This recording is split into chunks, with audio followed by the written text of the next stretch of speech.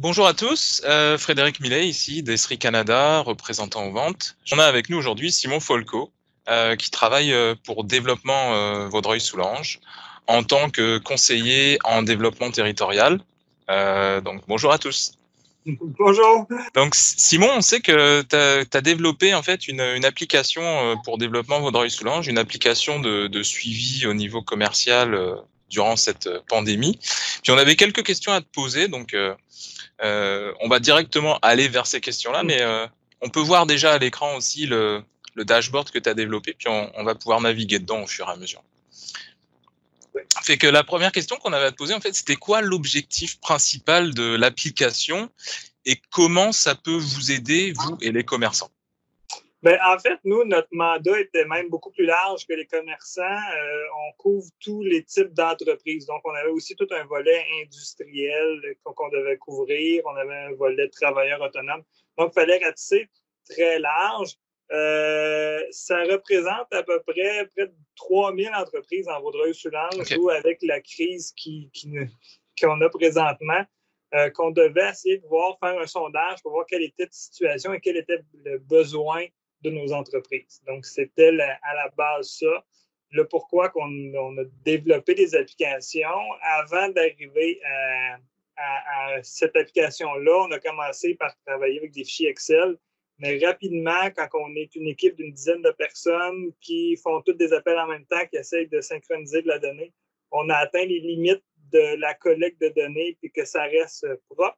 Donc, c'est pour ça qu'on s'est tourné vers cette solution-là pour être capable de gérer plusieurs personnes en même temps, la saisie des données et faire les statistiques au fur et à mesure, là, qu'on n'ait pas à passer plusieurs heures chaque soir à démêler qui a fait quoi. Là. Ok, parfait.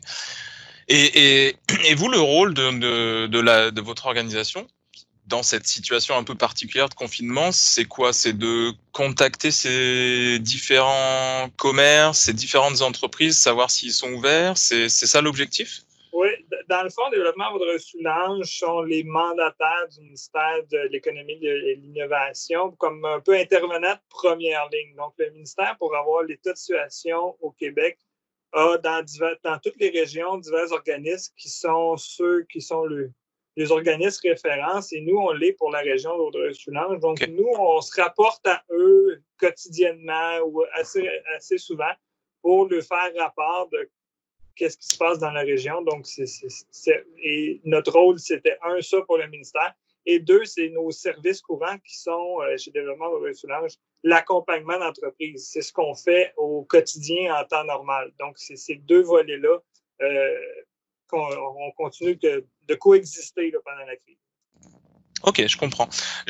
On pourrait évidemment poser toujours pas mal de questions. C'est sûr que le temps roule, mais peut-être tu peux nous montrer très très rapidement qu'est-ce que contient ce dashboard-là. On voit que dans le menu à gauche, il y a un état de la situation, une évaluation des besoins, mais peut-être rapidement expliquer quelle était l'idée et puis notamment, je crois, la partie évaluation des besoins qui était tu avais utilisé Survey 1, 2, 3 pour ça.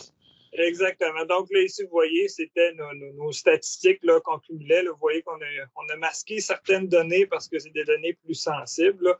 Donc, mais essentiellement, on pouvait faire un suivi pratiquement en temps réel de quel était l'état de situation dans la région. Et avec les filtres, on pouvait vraiment les cibler des secteurs, voir est-ce que dans certains secteurs, on a des problèmes ou certaines villes ou en fonction des dates. Donc, ça, c'est ce qu'on a fait.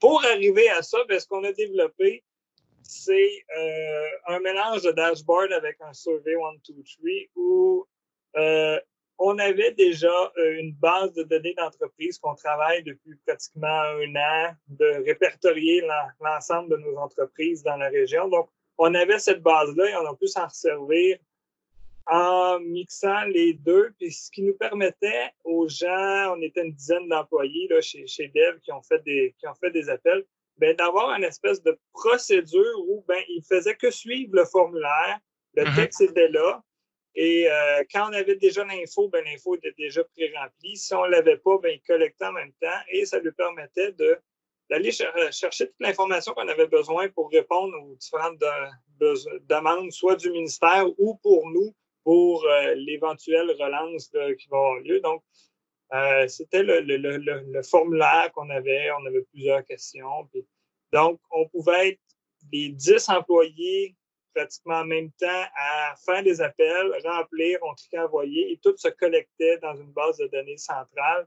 À la fin de chaque jour, ben, on sortait un rapport, puis on envoyait ça au ministère, puis c'était prêt, ça pouvait partir. On a aussi parlé d'une autre application que vous avez développée, qui était un répertoire des commerces et services de Vaudreuil-Soulanges pour encourager l'achat local, puis informer la population sur ce qui est ouvert, fermé ou avec des services restreints. Est-ce que tu pourrais nous la présenter un petit peu? Oui, ben justement, le dashboard qu'on vient de voir nous permet d'alimenter nos autres applications qui, eux, sont destinées au public, dont celle du répertoire des commerces et services. Donc, rapidement, ce qu'on a fait, c'est qu'on a pris notre base de données, on a isolé tout ce qui était commercial et on l'a publié. Et on est allé mettre certains filtres pour que les gens puissent naviguer. Donc, pour savoir quels sont nos commerces qui sont ouverts ou à service restreint, ou même on pouvait savoir est-ce que ceux-là sont fermés. Donc, on a mis ça. On a mis diverses catégories. Donc, en fonction de ce que les gens cherchent, l'alimentation, donc vous les voyez à l'écran. Et ce qu'on faisait, c'est que quand les gens cliquaient sur un point, ben, il y avait l'info de base du commerçant, quel service offre le commerçant, son statut, son adresse, numéro de téléphone et site web.